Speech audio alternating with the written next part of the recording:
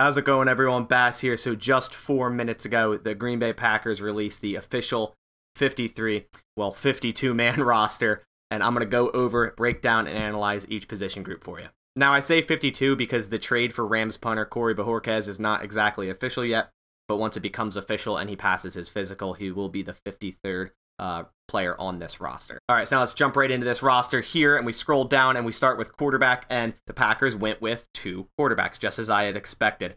Now, the one cut being Kurt Benkert, obviously Aaron Rodgers, quarterback 1, Jordan Love, quarterback 2. A lot of people wanted them to keep Kurt Benkert, especially with the whole COVID and how that works. I thought you never should keep 3 quarterbacks. I'm a 2 quarterback kind of guy. Now, Kurt Benkert is certainly a practice squad candidate if he clears waivers. Now, that's a big if because he did show a decent bit in preseason and camp and all that. But it does bode well for him that, or for us, should I say, that the Falcons did name Josh Rosen to their official 53-man roster because obviously Benkert played with the Falcons for a couple of years there. So if they needed a backup, he would definitely be that guy. But now that they have a backup, Kurt Benkert should clear waivers, and then he will definitely be reverted to the Packers practice squad. Moving down to running back, the Packers did indeed keep 3 running backs. Now, ever since Kylan Hill was drafted in the 7th round, don't know how he was, but he was, I figured he was going to be the 3rd running back. I really liked him coming out of college. I thought he should have been drafted around the 4th round. Obviously, sitting out that year prior and all that affected that, but I definitely thought he should be drafted way higher, and the fact that the Packers got him in the 7th was an absolute steal. And then it became a common thought that, yes, Kylan Hill will become running back 3, played really, really well in the preseason, a 79.7 overall PFF grade, which was the 6th best for a minimum of 10 attempts, and the 3rd best overall rookie running back, and also included an 81.5 pass block grade. And then the Packers cut Dexter Williams and Patrick Taylor. In the preseason, they had 2 of the worst grades for the Packers on offense. I expect at least one of them to be back for the practice squad. My bet would be on Patrick Taylor. Now moving on to wide receiver, which ended up not really being as big as a competition as we all thought it was going to be. Obviously, the competition at the beginning was, Devin Funchess, Malik Taylor, EQ, even Juwan Winfrey. And then, of course, Devin Funchess had a nice game against the Texans week 1, then got hurt, then put on IR, then released. Malik Taylor played wonderfully all preseason. Juwan Winfrey was, breakout camp player, didn't play a single preseason game. EQ has everything that he would need to become a good receiver in this league, but can never stay on the field. He didn't play a single preseason game.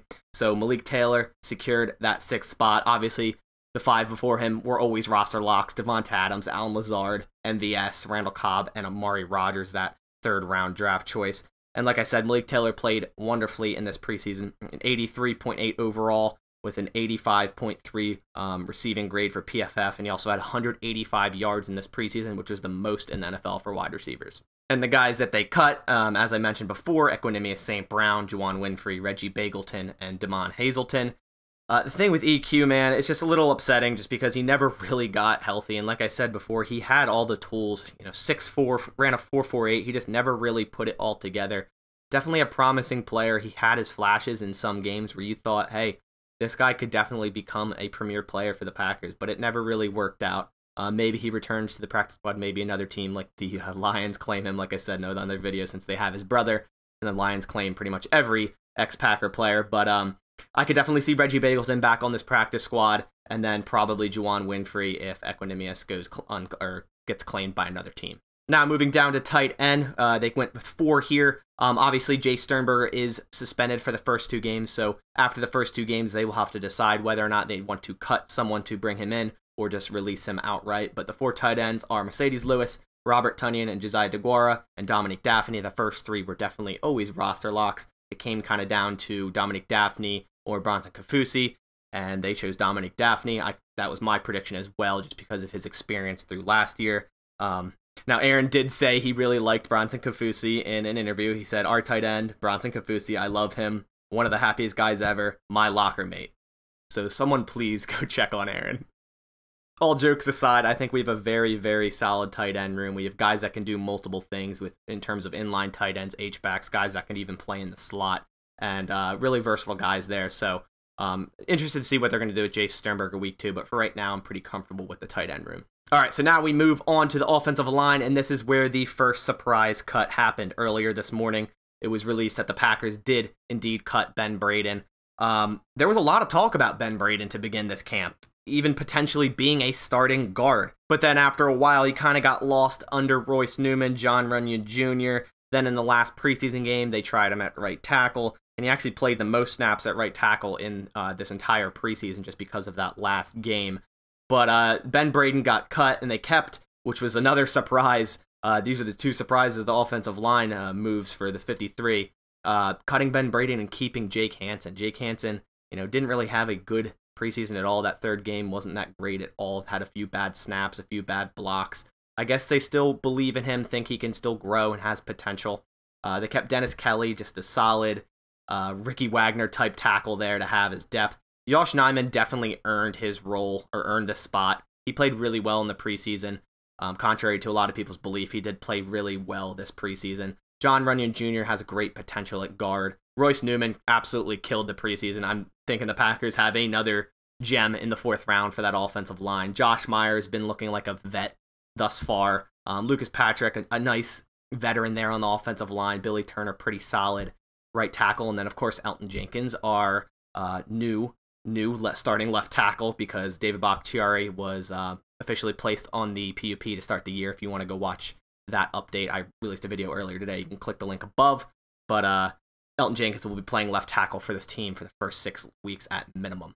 So the other cuts other than Braden, Cole Van Landen, which is a little bit of a surprise, but I also really couldn't find a true position for him. Could definitely see him coming back on the practice squad.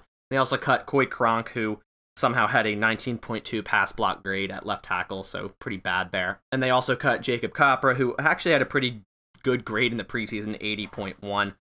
Like I said, I definitely see Cole Van Landen and Ben Braden at the bare minimum coming back on this practice squad. Now flipping over to the defensive side, moving to the defensive line, and I'm so happy because Jack Heflin made this roster. I think he 100% deserved it. And the other 5 were Kenny Clark, Dean Lowry, Kingsley Keke, Tyler Lancaster, and TJ Slayton. Jack Heflin was the highest graded defensive lineman this preseason for the Packers with a 72.9 grade. And I really like this defensive line group. You have Kenny Clark, who's Kenny Clark. He's a beast.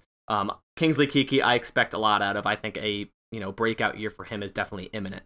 Dean Lowry's a solid starter. TJ Slayton should definitely surprise a lot of people. And then, of course, like I said, Jack Heflin there. He has a lot of potential. And then you have Tyler Lancaster, who could eventually be cut for someone else, but definitely a good depth guy to have down there on the defensive line. And then as for the defensive linemen they released Willington Previllen, Carlo Kemp, and Abdullah Anderson. Carlo Kemp had a pretty good special teams grade this preseason, and Previllen was pretty solid on defense, so I expect at least one of those two to come back on the practice squad. Now moving on to outside linebacker or edge. They kept 5 here. I kind of expected them to keep 4, but obviously with Zadarius Smith's injury kind of still up in the air, it makes sense for them to keep 5. They decided to keep Jonathan Garvin, Chauncey Rivers, which was definitely a shock there with Rivers. And they released Tipa Nalii and Delonte Scott. And as I said, Rivers kind of a surprise, but he played pretty decent this preseason. He had 4 tackles, 1 sack, and 3 stops. But as I said before, them keeping 5 does kind of worry me a little bit about Zadarius Smith's status, whether or not he'll be ready for week 1. The fact that they did keep 5 tells me he probably won't be. And as for inside linebacker, they also kept 5, so a total of 10 linebackers here. Devondre Campbell, Chris Barnes were always locks. Oren Burks played pretty damn well this preseason, and they also kept Ty Summers and Isaiah McDuffie. Isaiah McDuffie was that highest graded defender for Green Bay this preseason with a 79.8 grade. And then Summers also graded out really well in run defense and tackle grades this preseason with an 81.5 and an 81.4 respectively. And then they cut linebackers Ray Wilburn and DeJohn Harris. Ray Wilburn kind of had a slow start because he was on that COVID list for a little bit, but he did play pretty well in the preseason, as did DeJohn Harris. But Ray Wilburn, just the odd man out. They're not going to keep 11 total linebackers. There were 6 inside linebackers. That's kind of why Kamal Martin was traded or cut in the first place. Definitely practice squad guy there, Ray Wilburn or DeJohn Harris. So moving on to the cornerback room, this is definitely the shock for the defense. They decided to cut Kabianento and keep Isaac Yiadom, which I just don't agree with at all. Kabianento, I think, earned that 53-man roster spot at that cornerback 6. And I think Isaac Yiadom did absolutely nothing. He did the exact opposite. Obviously, that trade, maybe they want to keep him just because they traded for him. But he didn't play well at all on defense. Now, what he did have going for him is He did play pretty well on special teams. He graded with a 70.2. But in that case, Ento graded even better on special teams with a 72.2, so just a little bit better. But Yadam was hot garbage on defense, like I said, a 45.5 grade. He allowed 7 receptions for 110 or 101 yards and 1 touchdown. Now, obviously, you don't expect someone like Yadam, cornerback 6, to ever really play on defense, let alone not even be active during these games. But I feel like Ento at that rate kind of had more upside in case someone does go down and he has to go on defense. But if they're solely keeping him on for special teams, I guess it kind of makes sense. Now, the one gripe for KB and Ento, which is probably what ended up getting him cut over Isaac Yadam, was his tackling. His tackling was pretty bad this preseason, graded out with a 27.3 tackle grade, which included 4 missed tackles. But like I said, he did cover well. He only allowed 5 receptions for 41 yards, which was a 35.9 passer rating. So I 100% see the Packers bringing him back to the practice squad so long a team doesn't claim him. And the 2 other cuts were Stefan Denmark and Rojosterman Ferris, who sounds like a guy from the East-West Shrine game. Guys they signed real late in the preseason, right before week 3, were kind of just players to throw out there. Just to have enough corners to play against the Bills. So moving down to the safety position, another little bit of a surprise here. I was thinking they were going to keep 5 safeties. They ended up keeping 4. Adrian Amos, Darnell Savage, no question there. Even Henry Black and Vernon Scott I thought were pretty much locks. Henry Black played really well this preseason on defense and special teams, and Vernon Scott's a very solid player too. I thought it always came down to the 5th safety between Uphoff and Gaines, but they decided to cut both. I mean, let's face it, neither of them were NFL-ready safeties. It was kind of more like, oh, can they contribute on special teams? But if you're bringing other guys in the defensive backfield for special teams like Isaac Yadam, makes sense why they would cut both Uphoff and Gaines. Now, the Packers could also claim a safety from another team that was cut, so we could definitely look out for that too. And last but not least, moving on to the special teams here, they have 2 listed. That's why it's 52-man roster, like I said earlier in the video, because the trade for Corey Bojorquez is not official yet. But if you want to learn more about Corey Bojorquez and what he brings to this Packers special teams unit over someone like J.K. Scott, definitely click the link above. I just released a video explaining that. But to summarize very quickly, Corey Bojorquez was a very solid punter this preseason with a 75.1 grade, which was 3rd, and J.K. Scott was 17th with a 67.8. And I think just Scott's time ran out. Very, very inconsistent punter. The Packers wanted to go another way, and they pretty much secured getting their guy who played really well this preseason. The Rams weren't going to keep him anyways because they have Johnny Hecker, and they pretty much secured their guy without having to put in a waiver claim and potentially losing it. And then they also cut kicker J.J. Molson, which everyone expected, obviously, because Mason Crosby. But J.J. Molson had a nice camp. He was really booting the ball out there, so could potentially be brought back for practice squad due to the whole COVID thing and wanting to have 2 kickers kind of ready at all times. Now, as a side note, I do want you guys to remember a lot of this can change as soon as tomorrow. This is just the initial 53 or 52-man roster. You know, the Packers could really like a guy that got cut on another team over someone that's on this roster right now. We'll know when waiver claims happen. And the waiver claims do run tomorrow, so we'll see that sooner rather than later. So that about does it for the video. If you guys enjoyed it, please leave a like down below. Leave also down in the comments who was your biggest surprise cut and who is your biggest surprise make on this roster. So on that note, I'll catch you on the next one, and as always, go Pack Go.